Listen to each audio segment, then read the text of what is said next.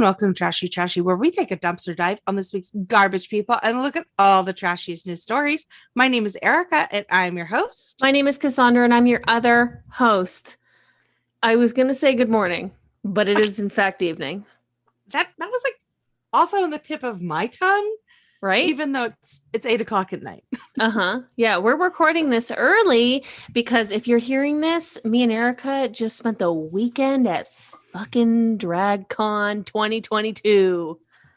I get the little emails about the updates, and every time I see names, I just like a tear comes to my eye because I'm so excited, but I'm also my head starts spinning with the thing the clever way I'm gonna tell someone how much I love them. Like, I'm nervous. I was reading it, I was like, they're all gonna be there. Like, I'm scared. What if they don't like me? What if I say the wrong thing? What if I sound stupid? And they're like, thank you, next. And I'm like, no, but I spent money to like you. Please like me back. What if they read us? That would be tight. It would be tight. But what if what the worst crime is if they just ignore us? Oh my God. I don't want to put that energy into the world, but that's a crime worse than death. I know. I would hate something sparkly. Of course. Yeah. I was thinking the same. I also wonder, would someone stop me and just go, oh, are you such and such? And I'll have to go, oh no, I'm not a drag queen. Just a cis woman. So you're going to do a lot of makeup too? Not like an extravagant amount. I just feel like my body and my temperament might lend itself to temperament. I think, you know what, I have like the glitter pigment. I might do like a big eye. Ooh. I mean, we have 3 days to experiment, You're right. I should start practicing now. Yeah. That shit is hard to get off though. I'm gonna look busted by day 3. I don't know how they must just wash their face with like Vaseline. I don't know. And like gasoline and Vaseline. I don't know how they do it. The amount of times I've gotten drunk and fallen asleep in my makeup, like I don't have it in me. And I know that makes you mad. And I've been honestly, ever since I told you that I wasn't washing my face much, I've been doing it more. And I think of you every time. I'm like, Erica would want me to do this. Thank you so much. If I can influence one person, I'm a micro influencer to one person, and that's you.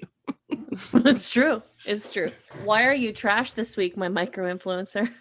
Okay, so when I was in high school, I was very involved in a organization that was promoting agriculture education. And it was called FFA, and it stands for the Future Farmers of America. You slipped right through their fingers. So I know I somehow didn't go into the farming. I've got big dreams of Hollywood. Said, well, turn in your hoe and your hat. Leave it at the borders of Oklahoma, kid. So there was a national convention that was held, and it was a huge deal. Mm-hmm. It was a huge deal. And the way the school would pay for so many kids to go to the national convention, and you qualified on a point scale. And so my freshman year, and that was the first year I was eligible. I worked my happy little ass off to go to national convention. I did every event. I was like the number 2 points earner in the whole chapter. And wouldn't you know what happened? 9/11. Erica, you leave that shit out of this.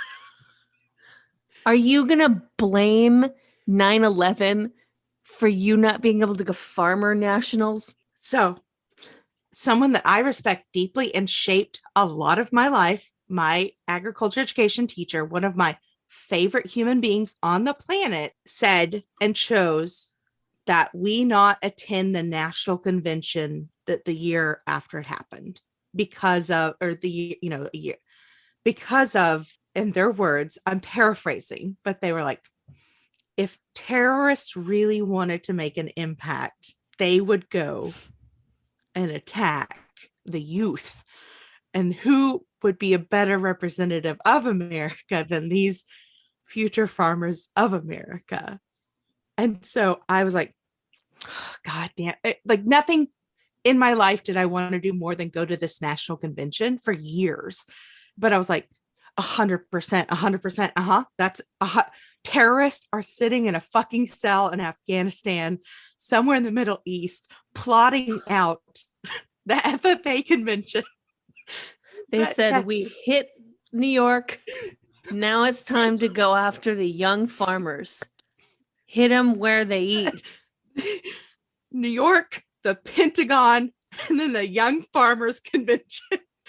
And we didn't go to the convention, but I truly was like, that's 100%. That's what's next, is they would go after the youth of America. Okay, wait. I need to make sure I'm getting my timing right. So you're talking about something in 2001. Your like farming convention is September 2001. Yes, it would have been like like October, essentially. Yeah, like October of 2001, if memory serves me correctly. Wow. We did not get to go because 9/11, they were like, that's where they're going to go next. And I was like, you're right. God damn it. And but I was also a little resentful. I was super resentful at the same time because I was like, yeah. I went to every activity. I volunteered. I did all of the things that would qualify. Was this your senior year? No, like freshman, like my first year I was eligible, like freshman year. So did you go later? Yes, I eventually got to go. You know, I love that though, because you never like, just there's nothing with higher stakes than everything when you're in high school. And it was the first one where I was like, oh, I'm going to go. But I was like, again, terrorists are plotting huge stakes. Holy shit. They're going to go after a bunch of kids wearing blue corduroy jackets, sitting in a convention hall in Kentucky, Louisville, Kentucky. Yeah. Wow. That is trashy. Yeah. Dark. Dark. But yeah, I wholeheartedly was like, yep, so fucking absolutely, that's what they're going to do next. Were you scared? I remember we played a softball game the day of 9/11, but we got to vote whether we wanted to or not. And my coach was like, you know, you girls get to vote if you want to play today or not. And we were like, we're not going to let the terrorist win. So I think that was my mindset, was somehow living my life was not letting terrorism win. So I don't think I was scared. I think I was more like defiant. I just remember middle school, my art teacher with her head buried in her hands, were not like, just look up occasionally at us all just waiting to be spoken to and be like, I don't know what to say to you guys. And then would just go back in her hands. And that was like an entire like period. And like, meanwhile, you guys are taking votes on whether to play softball. Oklahoma and Colorado, different places, I guess. Well, the first news that was coming out, we thought it was an accident. We didn't know it was that. We thought it was the first conversations we had. I'm sorry we're talking about 9/11 so much, but I was just thinking, I was like, we are straight up starting this podcast in a place of 9/11, but like 9/11.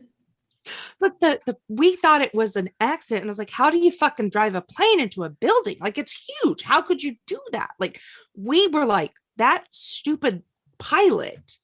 That was our first conversations that like the teachers and the students had that day. Like, oh my God, like how dumb. So you guys just don't get good news in Oklahoma.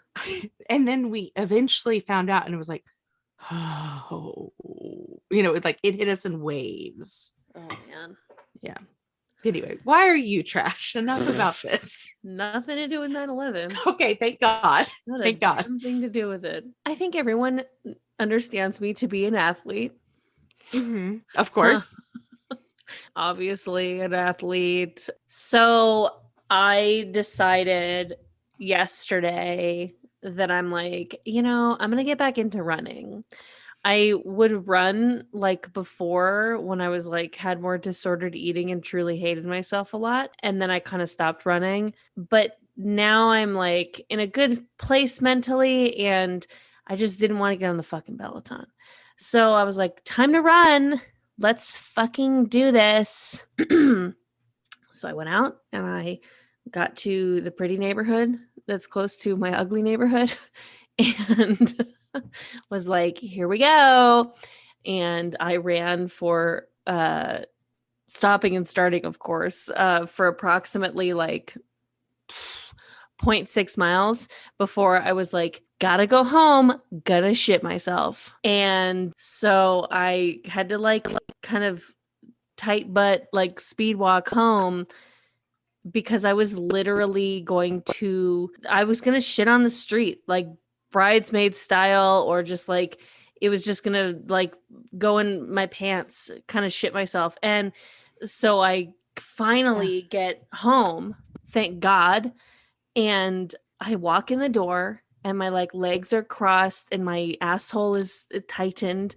And my partner's like, hey, can you take out the dog? Like, do you want to take out the dog too? Like, you came back so fast. And I was like, I'm going to go potty because I didn't want to like scream because my neighbors will hear me. Like, I'm going to shit myself.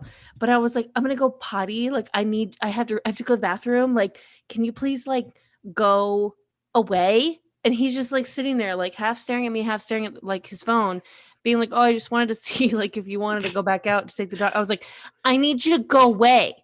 And then I finally I found the strength to like make it the 12 feet. But I was like, I'm going to shit myself at the door. And this stupid asshole who I love very much and I can't wait to marry, but this dumb motherfucker, he won't fucking just listen to me and turn the corner and walk away. Like if I shit myself at the front door, fine, we'll get through that.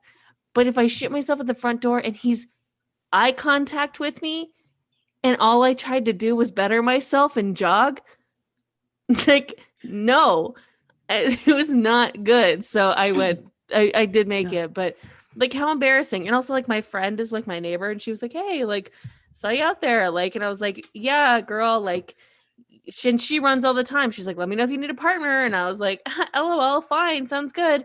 And then I had to like rush home to shit myself. So it's like, I can't go running with her. I'd interrupt her workout. Having two bathrooms is like a lifesaver in my relationship, but they're on different floors.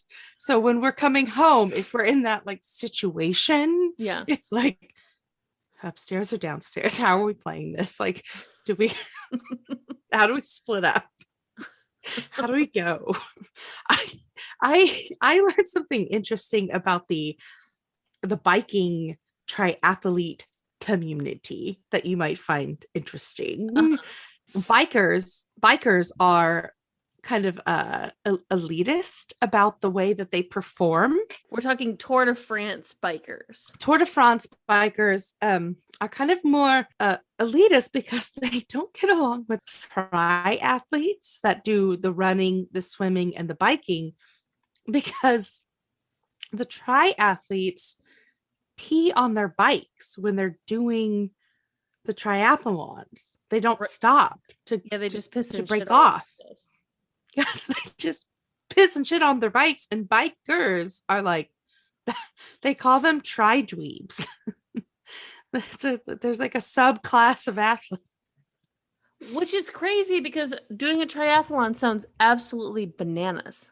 Oh, it's insane. The fact that the shortest part of your triathlon is when you swim 3 fucking miles. There better be a shark behind me if I ever have to do a triathlon, like even on land. I'd take my chances and turn around and try to punch it before I would swim 3 miles away from a fucking shark. It's like, go for the nose. Go for the nose. I honestly, I'm like, that's what I'm using my energy for, is I'm just trying to beat up the shark, because there's no way I'm swimming out to that buoy. It's too late for me. It's too late.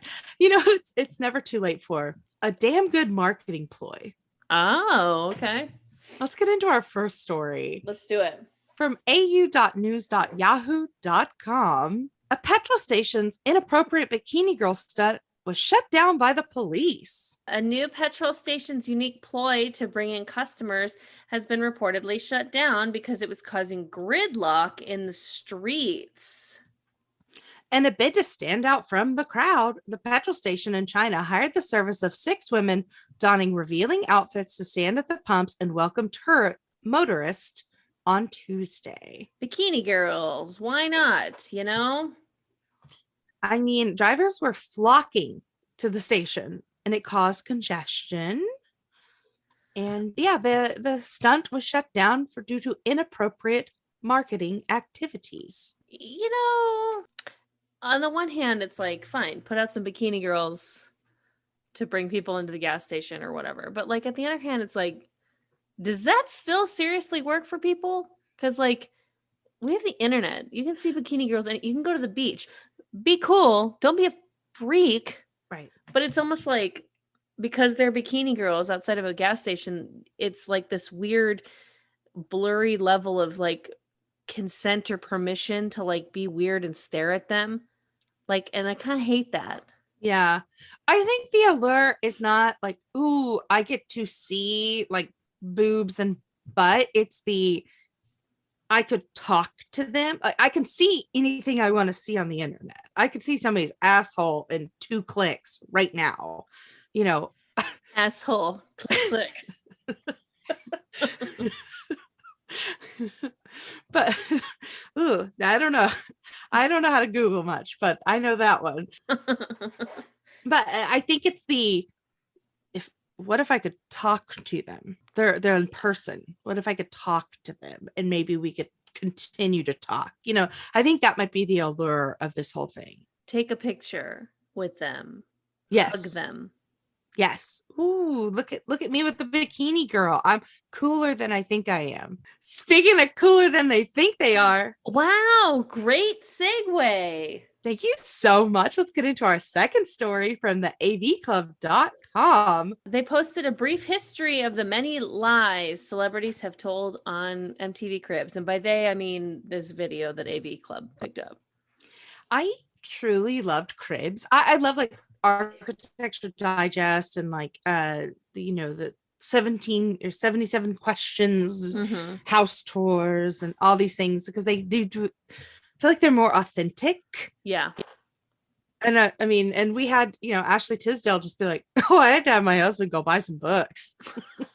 Like, I just feel like as you can fill that bookcase, as much as celebrities are still, bullshit and fake and everything's insane. And when you see them without face filters, you're like, oh, your skin has texture and pores and lines. But I feel like there's a bridge of, they want to give us like a little authenticity to keep, like a nibble of authenticity to keep us interested these days.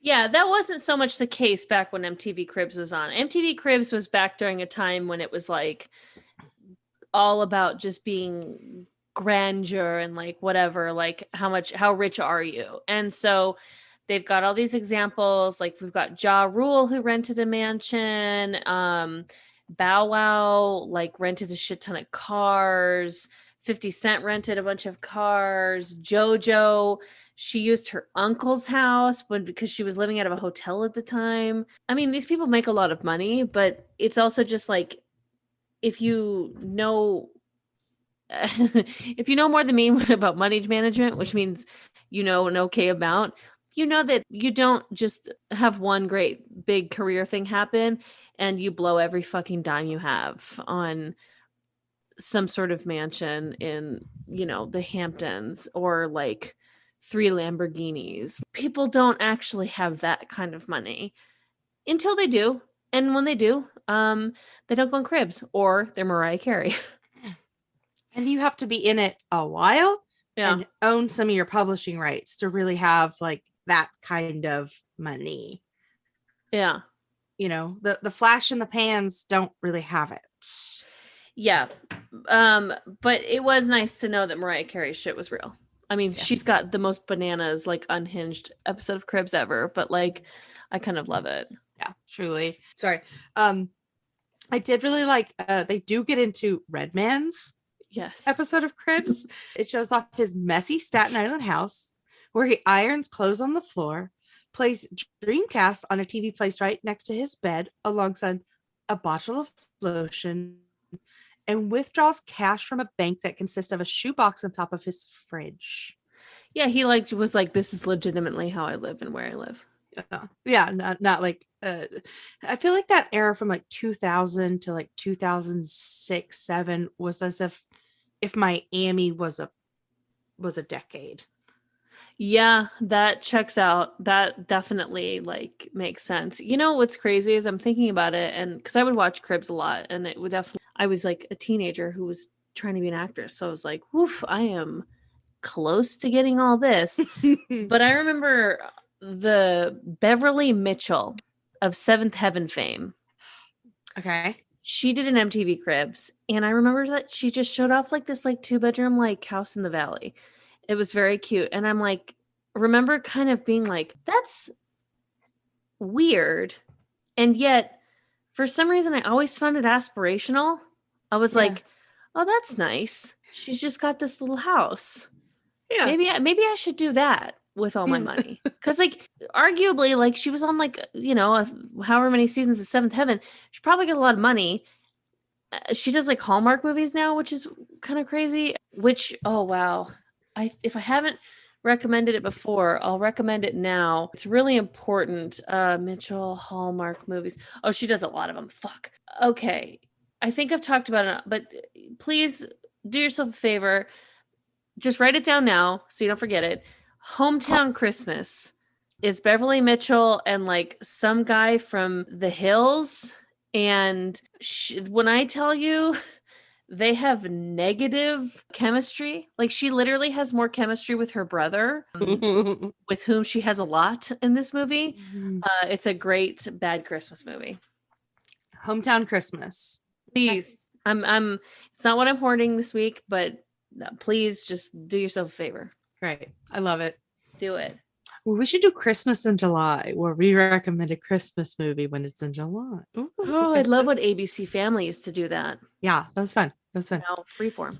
Mm-hmm. You know, when I do hit that level of wealth, I will decorate my home ostentatiously. Like it will be like, gaudy, and I will have like Roman baths decorating. All like the people who like people go, oh, well, money can't buy taste. Yes, they'll go new money, and I'll go, damn right, it's new money. This is such a good segue into the next story, but I have to just point something out before I forget it. Remember, like in the pandemic, like early days when people, like all the celebrities were like doing concerts from their houses and shit, and you would just like see certain celebrity houses, and you'd be like, who the fuck decorated? Because that was their place. Yeah. Like that was their place. I can't remember what the fuck it was. It was like that one big like Lady Gaga like fundraising concert that she did, but one of the like it was some old 80s rock star, and he had this like the most fucking wild fucked up house. And you're like, yeah, like I could have gone my whole life without seeing this person's house. But because we're in a fucking pandemic, I have to now watch Zoom concerts. Yeah. Oof. Yeah. Anyway. March through July 2020 was a wild time. And then we kind of got our sea legs with it. Yeah. And then the holidays hit and it was fucking pandemonium again. That was one of the scariest parts. Yeah. Because you're like, Trump's going to get us a vaccine, I guess. And everyone's dead at Christmas. That was fucking nuts. I think it was more maybe for LA people, because that's what I actually like started to know people who were getting COVID. Yeah. Okay, we've gone from 9/11 to the scariest parts of COVID. Shall we talk about the Holocaust next? No. It comes up in our next story. It truly does. From the New York Times.com. Goodwill sold a bust for $34.99. It was an ancient Roman relic.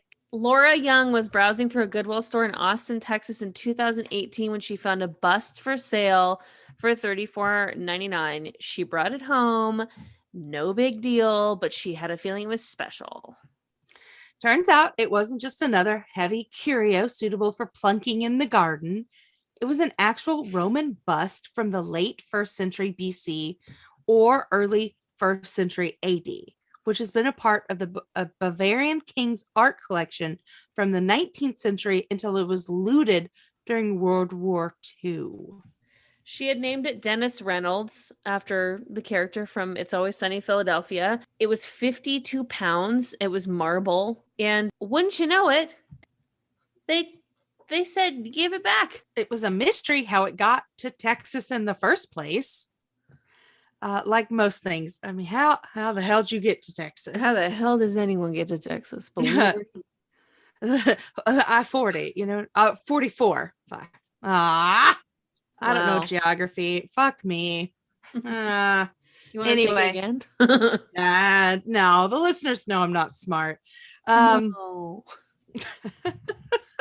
You just try, and then you fuck up a specific, and then it's like, anyway, so so essentially they want their shit back. And so, but my favorite thing is when she got the bus home, she had it strapped in a seatbelt in her front seat of her car. And I was like, did you take the carpool lane that day? Is that your joke? Yeah, I'm sorry. I one time I got a stump, like a large tree stump. Uh-huh. About a 2.5 foot tall stump of a tree, and I had to strap it into my front seat of my car, seatbelt, buckle it in. And I just kept, as I was driving, the 45-minute round trip from where I picked it up to my house, I was like, I really hope today is not the day I get pulled over by a police officer and then have to say, oh, don't mind that. Don't mind the tree stump buckled into my passenger seat, sir. It's not important. Why do you think they would ask you about it? You know why I pulled you over, ma'am? Because of the wood. Yeah. Because my husband's distracting me while we're driving. No, you have a tail light out. In California, you can say, I'm not going to give legal advice. Never mind. Google. Just don't even tell him to Google it. Let's just breeze right past it. The point is, this was a Roman bust that they think that was stolen by the Nazis. And then they think that an American soldier must have stolen it and taken it to Texas. And now it's not like Rome who's asking for it back. It's Germany being like, hey, that's ours. Hey, we stole that. We want that back. I'm so confused by that logic. And also, it's like she has no choice. I don't get it. Like, fuck you. You fucking stole it too. So because it was acquired by Ludwig I, a Bavarian king, at some point before 1833. Again, we're not lawyers. But there's some legality to why they have to give it back, basically. She don't get it. It's like, fucking come get it. I'm in America, bitch. What are you gonna do? You gonna extradite it? Yeah, fucking come get it. Yeah, you want to come get it. So she handed it over to a museum. Ugh. Just kidding. I love museums. But she handed it over to a museum, and then they made her a 3D printed model of it, so that she could feel like, yeah, that's nice. I don't know. Wouldn't you be pissed? Like, I'm gonna be honest. If it was me, because I'm a piece of shit, trash, I'd be pissed. I'd be like, come get it. These colors don't bleed, and fuck you, pay me. Now, only because it's Germany art that it's that, yes. But if it were art that was stolen from victims of the Holocaust and stuff like that, that art should 100% be restored, and like everything should go back to people that were like occupied and stolen and murdered. all that shit should be restored. Absolutely. Absolutely. But I'm you talking weren't about this this situation. specific case. These colors don't run. Fuck you, pay me. And what was your third point? Because I loved it. I don't know. Come get it. Come get it. Yeah, come get it. Like, it's, I don't know. You stole it. Or fly me first class, fly the bus next to me. That's 2 seats because I'm going to store that shit under my seat. Lie flat for the bus, lie flat for me. Yeah, that's 2 lie flats total. That's expensive. You want it? I don't know. It just doesn't make sense. It just doesn't make sense. But yeah, it's like, come get it. Anyway, speaking of come get it, somebody got to come get their boy. Oh my God. From the independent.co, savage rejection of man's marital proposal in busy McDonald's goes viral. She said, McNo. That made me LOL.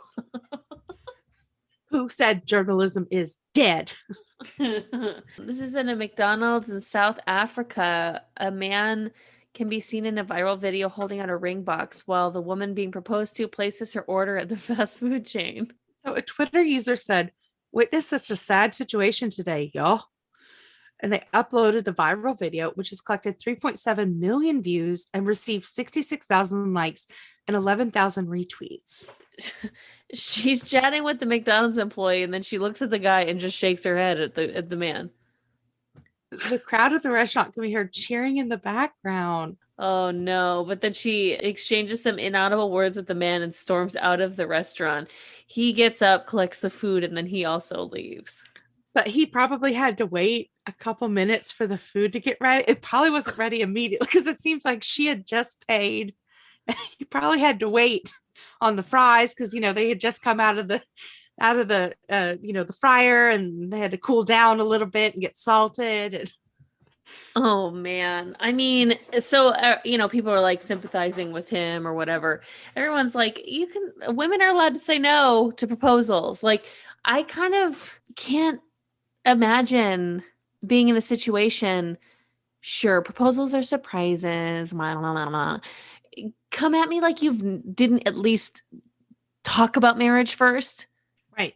Right. Has there been a discussion that this could be is McDonald's a special place in your heart? Is Grimace a third in your relationship? Do you have the Hamburglar as the officiant? As like, why McDonald's specifically? It's I need a follow up. I'm not satisfied. I need to know who these people were. I need more information. I need to know why he chose McDonald's. I need to know why she said no. I mean, I know why she said no, but I need to just hear it in her words. Did you see that documentary? Let me look it up. Man with Small Penis documentary. I have not seen the Man with the Small Penis documentary. Unhung Hero. Okay, it's a 2013 documentary called Unhung Hero.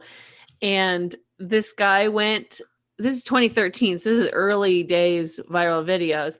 He went viral when he proposed to his girlfriend at a UCLA game, and she said no. And so that was like, again, this is 2013. YouTube hadn't seen these fucking videos. Everyone had seen it. So instead of going to therapy, he made the decision to make a documentary based on why she said no, because she told him, I just can't spend the rest of my life with a man who has as small of a penis as you do. And again, rather than seeking therapy, men will make a whole documentary where they travel the world to figure out everyone's fucking dick size before they'll speak to a therapist. Men will buy Twitter before they go to therapy. Men will send a man to space before they go to therapy. Men will run for president before they go to therapy. They'll make a documentary about how big is the dicks in Norway versus how big are the dicks in Zimbabwe. It's like, it was the most, no pun intended, masturbatory fucking documentary I've ever seen. And it's so funny because like so many people in it are like, he's like, oh, do you care about penis size? And they're like, no. Like, what? Yeah. Like, maybe it's your fucking personality. He's in there asking his parents, like, Dad, do you have a small dick? And like, Mom, do you care? It's fucking crazy. No. Conversations you should never have, like, infanticide is okay with me if that's the conversation that you're going to have. Like, you should be allowed to kill a child, not when they're babies, but when they're in their late 20s, if they ask you that question. Abrahamic Isaac shit, like, that should be allowed. Just go to therapy. Just go to therapy, dude. He ends up at the end of it, like, going on a couple dates with like this woman that he meets at a sex store who's like, here's all the things that you can use instead if you have a tiny dick. And he's like, thanks. But then he like, there's like a small like chain of a love story at the end of it. Like, the call to action for this documentary is just deal with like the kinky girls who work at sex shops. They don't mind that my pee-pee's tiny. Anyways. You know, and just, we are on tangents this episode. Tangent City. This episode is called Tangent City. Let's get into where this guy's going, which is Hartsville City, from the New York Times.com. What's Hartsville City? Where this guy, Hartsville, South Carolina. Oh, I thought you were like referencing some fucking short story about a jail called Hartsville City or some stupid shit. Not out of bounds for me. No, it was, that's why I was like, let me stop her and see what she's talking about. Okay, carry on. A man tried to rob a bank from the back of a taxi. It did not go well. A man was sentenced to 6 years in prison for what the police in Hartsville, South Carolina called one of the dumbest of the dumb crooks. In hindsight, it might have not been the best strategy. So he got in a taxi, asked to be driven to the bank. The cab pulled up through the drive-through window where the passenger handed the driver an envelope to pass to the teller through the tube system, which, man, how lit were the tube systems when you were a kid? Oh my God. I was like, there's magic. We put something in, money and a sticker, a lollipop come back. Yeah. The teller inside read the note, which demanded all the money from the drawers and threatened to kill and or blow up the bank, the authorities said. Frightened, the teller activated the alarm. Like, as if the teller was going to just go, I need more tubes. You got to send all the money. Like, you're not even monitoring them to make sure that they don't just call the police. They go, oh shit, this note's scary. Yeah, I've got a man on the ins. No, I'm not going to give a criminal advice. No. No. I retract it back. No, Erica. I swear to God, this podcast is going to turn me into a criminal because I'm going to hear these stories and go, this is how I could be smarter. No. Anyway, so when the police arrived, they found the passenger in the taxi's back seat and arrested him. They didn't leave? He was waiting on the money. He was like, this will probably take, you can keep the meter running. This will probably take a second. They're going to need more tubes. I asked for all of it. Like, I don't have any cash right now, but I'm getting the cash from the bank to pay you. So, yeah. Yeah, he made the unfortunate decision to rob the bank during the high point of the COVID pandemic. So the bank lobby was closed. Okay. Well, right. You got to innovate. Sure. That'll work. Pivot. Yeah. Learn cybercrime. Sorry. Don't give that kind of advice. Don't learn cybercrime. Don't commit crimes at all. Don't commit crimes. Be a law-abiding citizen. And you know what? If you're going to commit crimes, you take care of the people you've hurt in the past, like during the crime. So the driver told the authorities that the man asked him to drive to the bank, and he said he would pay him for his troubles and the extra travel. On the way, they stopped at a Family Dollar store. Explaining that he had recently fallen off a roof, the man handed the driver $20 and asked him to buy manila envelopes, and a Pepsi. So the driver said that, side trips are common and that he doesn't ask questions or get into people's business. Said manila envelopes and a Pepsi coming right up. You couldn't have shown up with your own envelopes and Pepsi? I guess he wanted the driver to be on the CCTV buying it. BYOP. Bring your own Pepsi to a bank robber. And also, he's like, how many manila envelopes do you need? How much money you think is in a bank? Enough manila envelopes for that, please. If they have a cartoonish sack with a $sign on it, I'll take that as well. The manila envelopes are simply to budget this later. I'll need to dole them out ostentatiously to people at the border. So, however you do. Yeah. Yeah, whatever you think's best. Oh my God. All right. From South Carolina, let's go to Texas. Yes. So this is what I meant when I said, if you're going to commit a crime, at least take care of the people you've hurt along the way. Mm-hmm. Because according to CBS News, a man was caught on video using a stolen lawnmower to cut that victim's grass. It's nice. So the police department are asking for the public to also cut strangers' grass with stolen lawnmowers. No, they're not. No, they're not. I'm sorry, I misread that. A Texas police department is asking for the public for information on a man accused of stealing a lawnmower from a property and using it to mow the victim's lawn. The man is wanted for burglary of a building, according to the Port Arthur Police Department. He took the lawnmower from the home without the owner's consent, and he mowed their front and backyard. I mean, maybe that's just good crime, because you're like, all right, I'm going to steal this lawnmower. It's been sitting here for a little while, but I'll mow the lawn first because it'll take them longer to realize it's gone because their grass has been mowed. Brilliant. I mean, it's kind of like, it's the whole, you drink your parents' liquor, vodka, but you replace it with water because they're not going to notice that it's gone, or they're not going to know for longer, a while. Yeah. I don't know. I never did that. Nope. I posted a meme on our trashy Instagram recently that was a woman breaks into home, does the dishes, pets a dog, and something else, and it showed a picture of the woman that broke into the home, and then under the tweet, everyone was just like, is she available Thursday? Like, does she do house calls? Like, can she come to my house? Like, yeah, dishes are piling up. Come on over, pet the dog, do the dishes, and get the fuck out. Oh my God. So if I talked about being haunted by Santas in Belfast, being surrounded by Santas? No.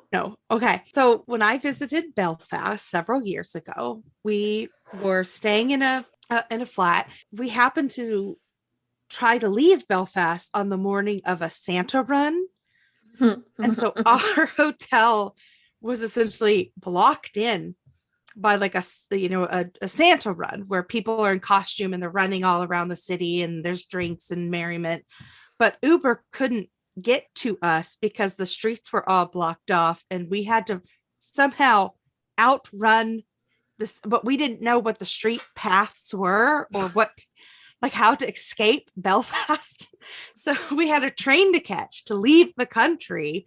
And so we had to navigate a Santa run. And there was no oh, this street's fine. Cause we'd be like, oh, we think we could call an Uber here. And then we'd see fucking 8 Santas running towards us. And we're like, no, we're not out of the Santas. So, what the fuck? In the middle of a Santa run. So we had to just keep going further and further, in or out of the heart of the city. I don't know which direction we were going, but we were like, we just can't get away from these goddamn Santas. So the Ubers couldn't get to us for the street closures. And so eventually we got out. But anyway, so I will forever be haunted by Santas in Belfast. And our next story takes place in Belfast, Maine, not Belfast, Ireland, like I thought, Northern Ireland. Anyway, let's go to au.news.yahoo.com. I looked up Santa Run and multiple options came up, not just Belfast. No, it's like tons of cities have these Santa runs. Santa Dash is technically what it's called. Santa Dashes, Santa Cons, like people just dressed in Santa costumes to drink and run and have merriment. There's also a Monster Dash half marathon, and I think it's the weekend that my significant other is taking his bachelor party. Can you imagine? He like takes his bachelor party and I just run a 10K and then I shit everywhere. Have fun, honey. I'll be bettering myself on a 10K. Go fuck yourself. Yeah. Bitch. I see that all the time where people are like, we're going to do our bachelorette party and then we're going to have yoga and cycling in the morning. And I'm like, y'all can. I had a friend back when I had roommates who went on a bachelorette party at Zion and they just hiked the whole time. I'm like, fuck you. Hard to hike when you're hungover. Wait, like, yeah, when do we drink? No, we're going to be camping and hiking in Zion the whole time. I'm like, are we going to do drugs? Like, yeah. This is your bachelorette party. Yeah. If you wanted to take a hiking trip with your friends, take a hiking trip with your friends. Yeah. Not me. Okay, sorry. Yes, Belfast. So a drunk man's hilarious attempt to evade arrest are mocked by the police. I mean, I read this one and I was like, these are the kinds of stories where it's because like sometimes we do stories on here that I'm like, I would never. This one, I don't think that I would be drunkenly trying to avoid the police. I don't know how I would get in that situation, but I definitely would maybe if I was drunk, try to hide under a blanket from someone. And be like, I'm invisible. Yeah, exactly. So, it's a U.S. city of Belfast. Yeah. Yeah. Your Santa run? Was in Northern Ireland. Okay. So yeah, around 12:40 in the morning, cops found this drunk guy that they'd gotten a call about the night before, just under a blankie on a bench. He was just sitting in a chair with a blanket draped over him. And they, they revealed a sheepish man whose age has not been reported underneath. And they were like, gotcha, bitch. Like Scooby-Doo-esque, just whoosh. I saw a mystery machine out in the wild the other day. Did you? I saw a van that was painted up like the mystery machine. Yeah. It was really cute. Yeah. I think they have one here in LA that they just, sometimes someone just drives it around. Yeah. The guy looked like like what a Shaggy would look like. And I was like, good on you, man. You know your brand. Yeah. Commit. Even though, like, who knows if people even know what that is now? Do kids know Scooby-Doo now? Oh God. Well, Paw Patrol's uncle, Scooby-Doo. I don't know. Anyway, kids, if you're listening, turn off and go tell an adult. So, they posted to their social media, and of course the comments had a field day, and somebody's like, he almost got away with it. If it weren't for those meddling police officers. This is a side note, a terrible moment, but I read a news headline today that said a man had a heart attack digging a hole for a woman that he just murdered. And he was digging, like he was trying to hide the body, and he had a heart attack while digging the body. And I was like reading, it's like, I never try to look at comments on news things because that is a fool's errand, and that is just a way to puncture a hole in your heart and your brain. But I did say, well, murder ain't for the faint of heart. Nice. And then I said, and then I deleted Facebook forever. And I was like, I've won Facebook. Sign off. but I was very proud of myself. And then That's a good joke. Thank you. Thank That's you a good much. one. You should have put that for headlines. Fuck. And I didn't. Anyway. I know. We didn't even have headlines this week. I'm sorry. Keep listening though. We're busy with RadCon.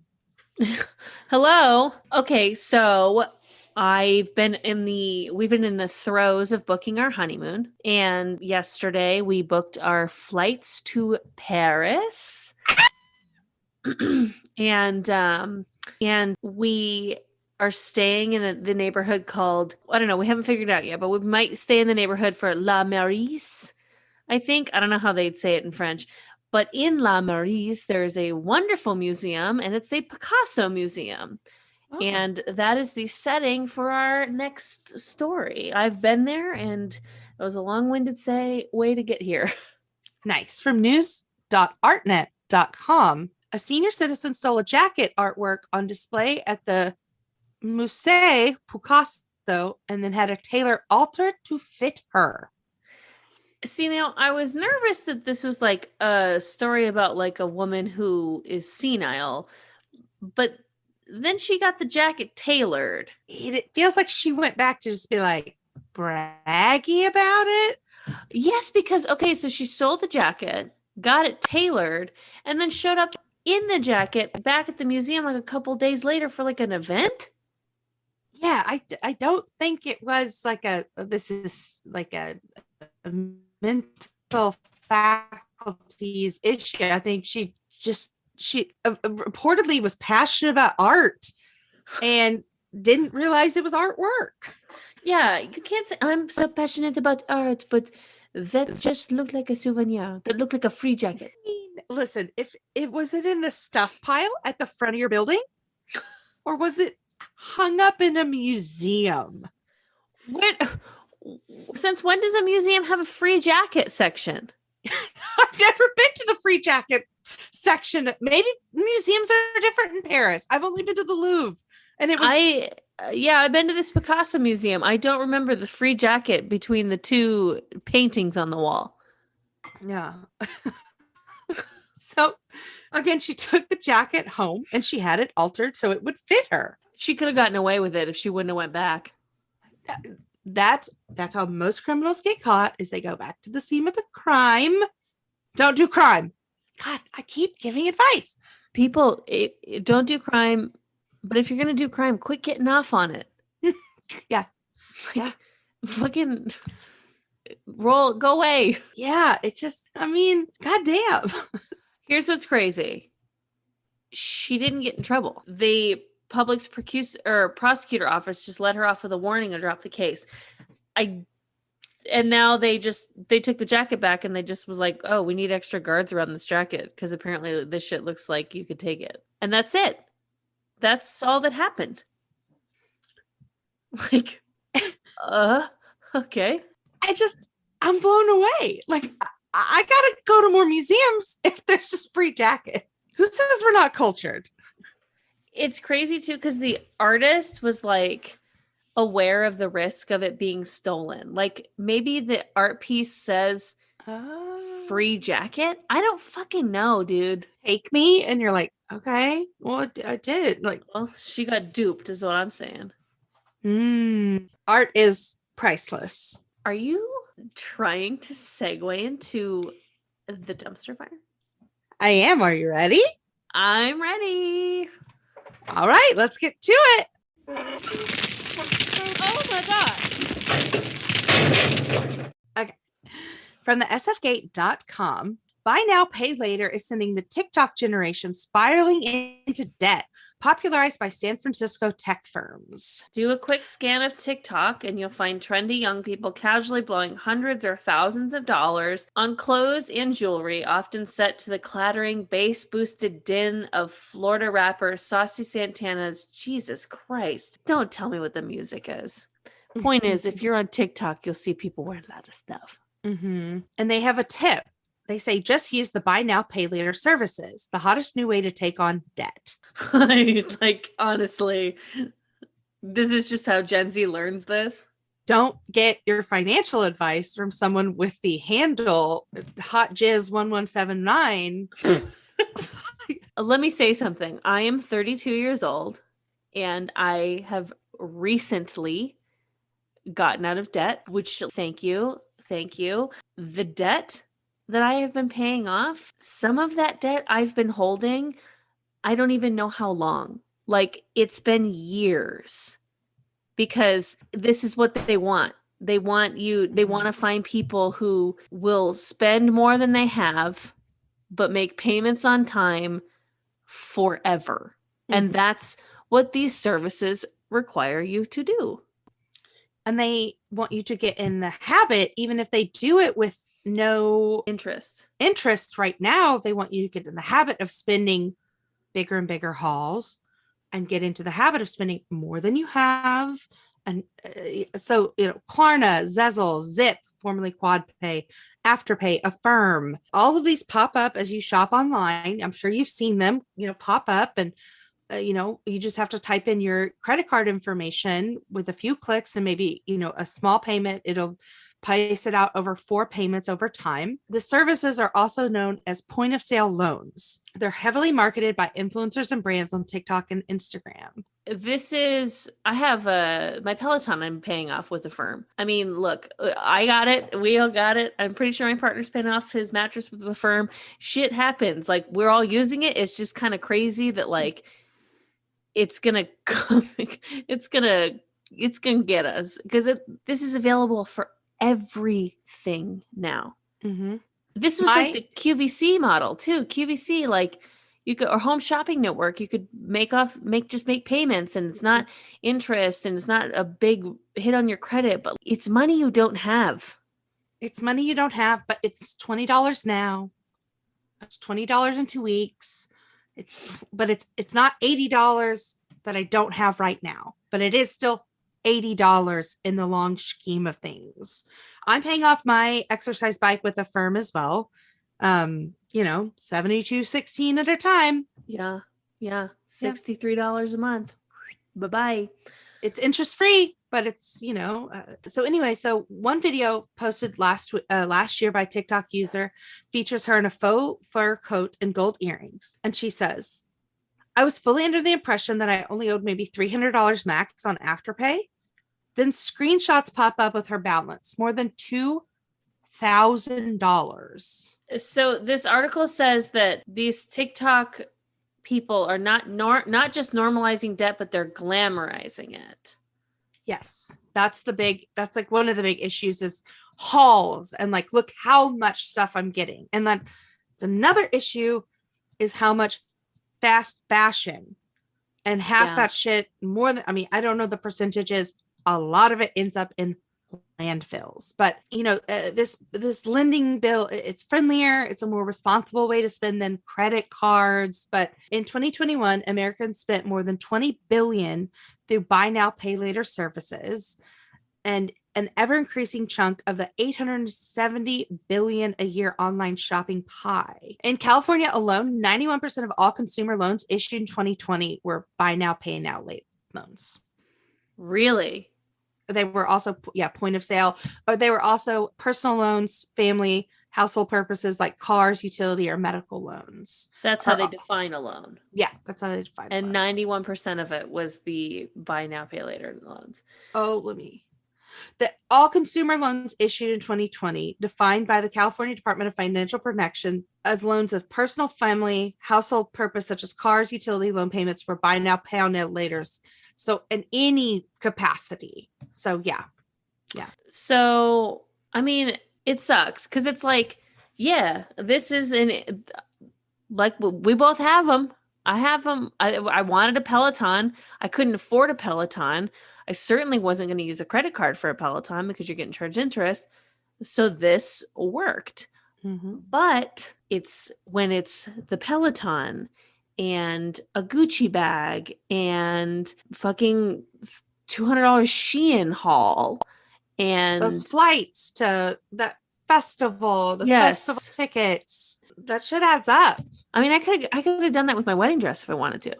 Mm-hmm. It's the option is everywhere. Now, I don't totally understand how these businesses make money. And I used to say the similar thing about a business called, it's a Care Credit. which is you can use on like dentist or eye things or vet bills. And care credit used to be a big part of my debt because of my vet bills. Mhm. And turns out they go, oh yeah. If you pay this off in 18 months, no problem, no debt. No interest. What I found out was if you make payments and you don't tell them specifically, I need this to go to the time I went to the vet last June, then they just kind of spit the money all over your total balance and all the vet bills. And then that one time you went to the vet in June for like $3,000 because your fucking dogs needed their teeth taken out. This is my own personal experience. They're like, well, you didn't pay that one off. And you're like, how is that possible? I've made enough payments to pay it off. And they're like, well, you didn't tell us to put it there. And so now you're getting charged an obscene amount of interest on a $3,000 purchase. And that's how they make their money. These ones, I don't know how they make their money, but I bet it's something similar.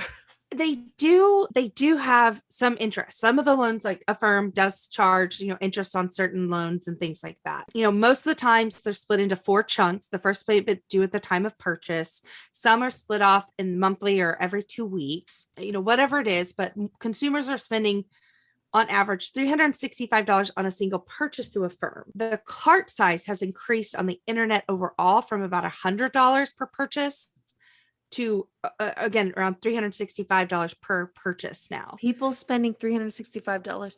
Man, I don't have any fucking money. That's what I'm learning from this. Yeah. So one of the ways, again, in a report provided by Afterpay, 73% of its Gen Z consumers spend it on fashion, from high-end couture to H&M alike. And again, a lot of that fashion goes to fucking landfills after it's no longer in fashion or trendy.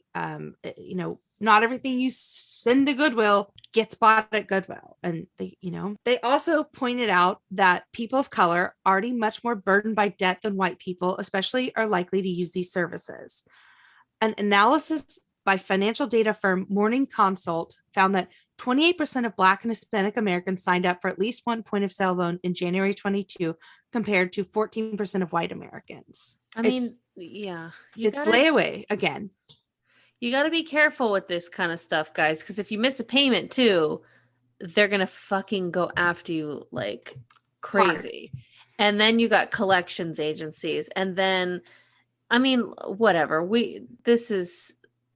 If you want a great country to just get wildly into debt into your early 20s, like take it from old Lady Cassandra. America's the right country to get you there. And this is just the new way to do it. Yeah, they're building brand loyalty, because people are like, well, you've never used it, or I've never missed a payment personally. And it's like, doesn't mean it's not exploitative just because you haven't missed a payment. Also, like, fine. You want to buy you want to buy a Gucci handbag? Fine. We all do. I'd love to have one too.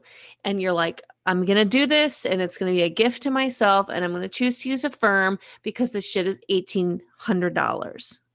Maybe more if I'm talking about a Gucci handbag. Fine. But you do it or a Peloton, but you do it once. But if you do it every single time that you online shop and you're 21, 22, and you need a ton of clothes because that's what we all needed in our, I need that in my 30s. You do it every single time, you're going to be in more debt than you can handle. And you're going to be, maybe you're not getting paid interest on all of these, but you're going to be in debt for a really long fucking time. Like interest $5,000 doesn't fall from the sky. No, it comes easy, but it goes away slowly. So these point of sale loans are marketing heavily to an audience that is younger, that might not have as much experience on how to use credit or what credit implications are, or what it means to have multiple loans at a time, says Maricel Torres, the California policy director at the Center for Responsible Lending. Few of these services do credit checks that would help determine whether people will be able to repay the loans. 43% of Gen Z users have missed at least one payment, and 30% have missed at least 2 payments. Wow. 30% have missed at least 2 payments, according to a survey by Credit Karma. Klarna, one of these services, is now allowing you to do this at the gas station. And Walmart lets you do this. So there are people now having to do buy now, pay later for gas and groceries. Like, God. This is fucked up. Yes, we are in stage capitalism. Affirm and Afterpay say that they are more responsible, less predatory alternatives to credit cards and personal loans. They emphasize the accessibility of these services for younger consumers looking to bolster their credits and restore their credit scores, despite that many of these services don't report on-time credit payments to credit agencies. Affirm and Zezel report both on-time and missed payments for some loans, though. It's like, oh yeah, pay it on time, no impact. You miss a fucking payment, ding, ding, ding goes the credit score. It's pretty trashy. Very fucking trashy. I'm just saying, be very careful if Afterpay comes up, if this comes up. It's easy to go, here's $80, $120 there. And then all of a sudden you've got every 2 weeks, money's coming out. And it's just, there needs to be more protection for consumers, especially younger consumers, because they are targeting Gen Z. They're making it look like, look at this. I mean, regulations are on the way, but Affirm may charge up to 30% APR on larger loans. That's how they make their money. Yeah. If you go to like, Affirm also has like a store where it's like, you can say like, what can I buy on Affirm? You don't have to just be on the website of a purchase. If you can go to like Affirm and then be like, I'd like to buy some Beats headphones, and it'll have the built-in Affirm price, which is higher in general. Wild. Yeah. It's just fucked, man. Yeah. It's crazy. Anyway, So be careful is all we're saying. And like, that shit adds up. Like, it adds up. And man, we went from all the way to circling back on the sad reality of debt. I've been in it, y'all. It sucks. I've been in it. I paid it off. It is a lot easier to spend it than it is to pay it off. Yep. That's some fucking truth. Take it from your old ladies. Your old ladies on Trashy Trashy. We just want to take care of you. Don't spend beyond your means. I promise. A $300 cart from H&M is not going to fill the hole in your heart. Nope. And that blouse, not going to be in style in about 75 days. Nope. If it even... I said it right now. Take it out of your cart. Yep. Get it out of your cart. Doesn't matter. 2 washes. Bye-bye. Bye-bye. Buy shit when it's on sale. Sorry. Only. Get some good staples. Get a good solid pair of fucking jeans. Get a solid black blazer. Invest in pieces that will last you a long time. Anyway, Cassandra, what are you hoarding? I'm hoarding a book called Cultish. It's super interesting. Have you read it? You're clapping. I've listened to a podcast with the author, Amanda Montell. Yeah. This book is awesome. I'm about 70% through it, and it's really fucking interesting. It talks about like cults, obviously, but it doesn't just talk about, I mean, like they get into Jonestown, they get into Scientology, they get into Heaven's Gate, you know, like the scary ones. But then they're also like, there's a whole part about like MLMs and how like their cultish behavior, and talks about the like language manipulative tactics that kind of, and how it works and all that kind of stuff. It's really fucking interesting. Yeah, I like it. I like it a lot. Cultish by Amanda Montell. Awesome. What are you hoarding? I am hoarding a documentary on HBO Max. It's told over several parts, but it's called The Big Con, CONN. Oh. So it's about this lawyer who was marketing, really good at marketing himself, you know, billboards, commercials, and all this stuff. Like everybody knew who he was. And his last name is Conn, CONN. And, it's kind of told in multiple parts. So there was some fraud maybe that was happening with Social Security disability payments. And that's something not a lot of people know about, and how much money there is in that. People just think Social Security hit a certain age, but like there's also this other big pool of money in Social Security disability. And I don't know how it ends, but the first part was very, very good. And it's got some characters, some, a crooked judge, some hometown, country rappers that write like theme songs for the lawyer. busybodies at the courthouse that are like, nobody would listen to us, but we just kept doing. We just put our head. We just documented it all. We just kept saying it. It's super fucking interesting. Like a porn star was in his commercials. It's just like, oh my God. Okay, the big con. The big con. It's really interesting. Yeah. What are you throwing away? Ringing the doorbell scares me. Like, knock it off. Yeah. Like, I don't know. Just text me when you're here, or like, or if you're dropping off a package, like just drop off the package, and like I get an email. Someone rang the doorbell the other day, like today, and I was like, Jesus Christ! Like, it scared the shit out of me. Like, what fucking decade is this? Well, you know how to get somebody off the phone if somebody's like just talking your ear off. Huh? Go ring your own doorbell and then go, oh, so somebody's at the door. Sorry, I gotta go. I mean, you know how much I love a fake phone call or a false thing to do, but it's like, then I gotta calm the dog down. It's true. It's not worth it. Yeah. No, like it's easy for me to just be like, who's here? I gotta go. Acting. Yeah, prove it. Prove it's not that they're not here. Like, just don't ring my fucking doorbell. It's like a horror movie. I fucking hate it. What are you throwing out? Your Girl Scout cookies only be available for like a 3-week window every year during dry January, girl. Every fucking year. It's like right after Christmas when everyone's like, I need to lose weight, and then the Samoas are like, the fuck you do, girl. I mean, it's good. I guess it's good marketing because it's like, we gotta buy all we can because we ain't gonna see them again. But it's like rare tulips or something where we're like gotta harvest them while they're here. And the McRib. Yes, I'm like, girls, I just want them, and I don't know how to get them now, and we're down to like our last little box, and I opened it today and I was like, it's like I'm living in like the prairie times, and I'm like, we won't have another bag of rations till the mailman comes in a month. That's how I feel.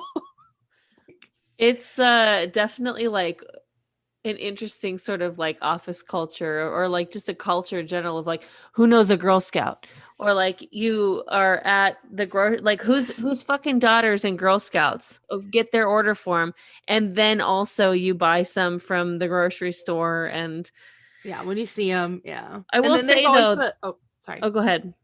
And then there's always somebody that floats around. There's like a homeless troop that's like in some city of like girls that are unhoused, and then you're like, well, I gotta throw somebody to them. So it's like 3 points of sale.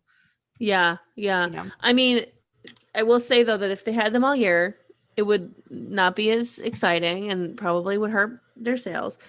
And also it might be like child labor-ish.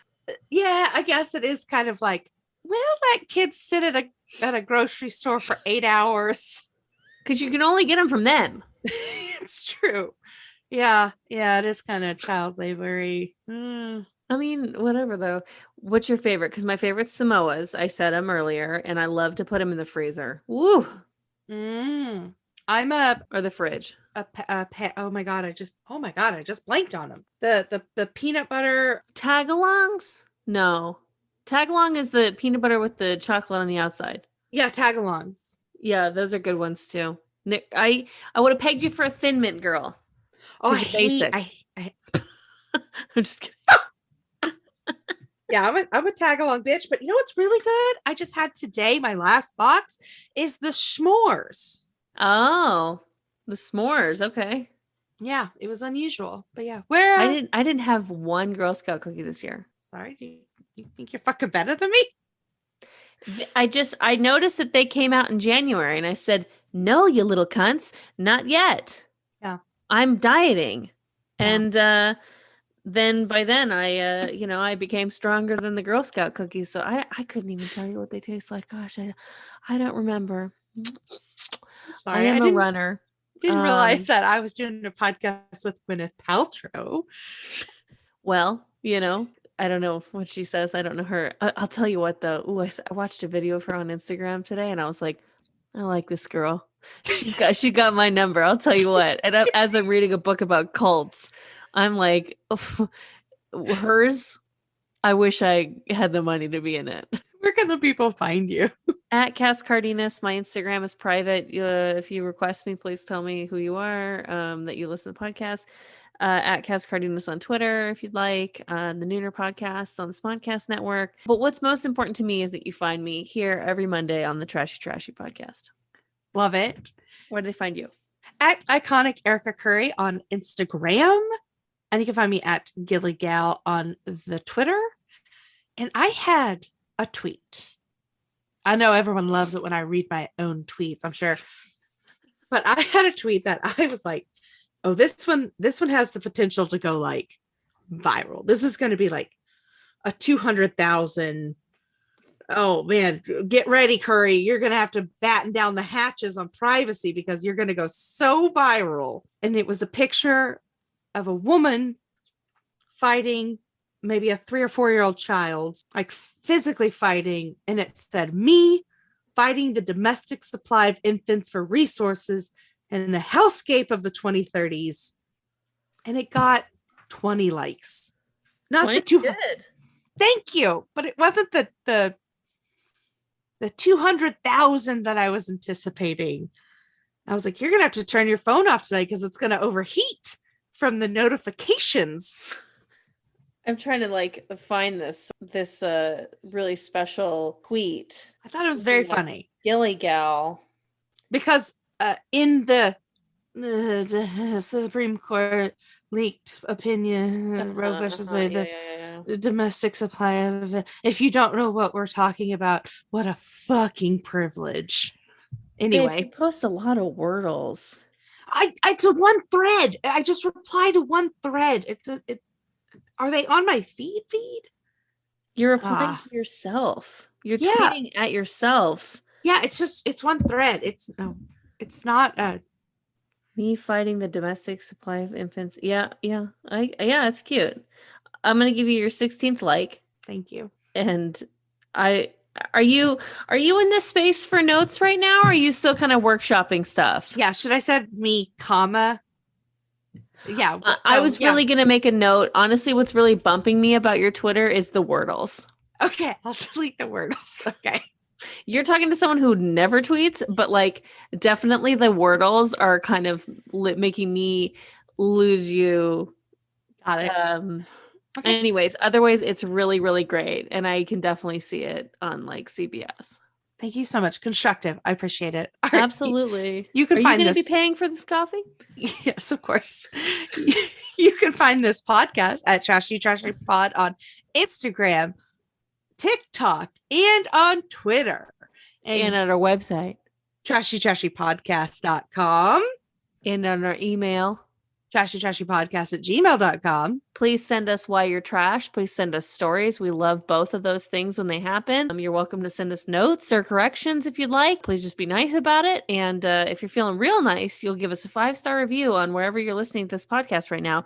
Spotify or iTunes, or I don't know where else they end up, whatever. Yeah. And if you went to the 2001 FFA National Convention, please tell me what it was like, because I didn't get to go. Can you fucking imagine if someone listening to this has had that experience? That would be incredible. I hope we get a listener note. We'll have them on for a special episode. Wow, our first guest, and that's how we're gonna blow that load. Hey, Cass, what's going on, girl? Stay garbage. You stay garbage, girl. I will. Bye-bye. Bye.